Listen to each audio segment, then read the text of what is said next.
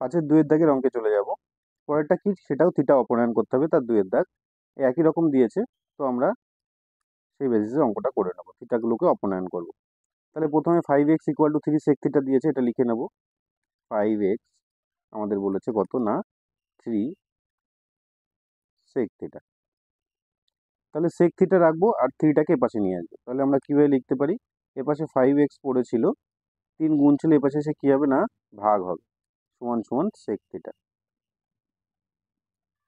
আবার y সমান সমান কত দিয়েছে, y সমান সমান দিয়েছে 3 tan থিটা। তাহলে দেখো এখানে কি হয়ে যাবে, y বাই 3 গুণ রয়েছে পাশে ভাগ হয়ে যাবে, y/3 সমান সমান tan থিটা।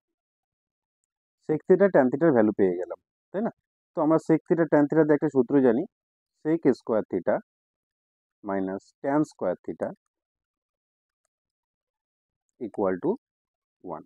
ঠিক, তোমরা কম বেশি সবাই জানো এটা। তাহলে এই যে sec স্কোয়ার থিটা, তাহলে আমরা কি জানি, sec এর মান 5x/3, তার হোল স্কোয়ার করব, minus tan square theta, tan এর ভ্যালু কত y/3, তার হোল স্কোয়ার করব, ইকুয়াল টু 1। তাহলে এখানে কত হবে, 25 তার এক্স স্কোয়ার বাই 3 মাইনাস 9, আর এখানে কত হবে y²/9। এখান থেকেও থিটা অমিট হয়ে গেছে, আমাদের আর করার দরকার নেই, এই অবধি রেখে দিলে হয়ে যাবে।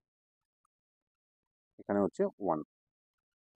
ঠিক, আশা করি তোমরা বুঝতে পেরেছো।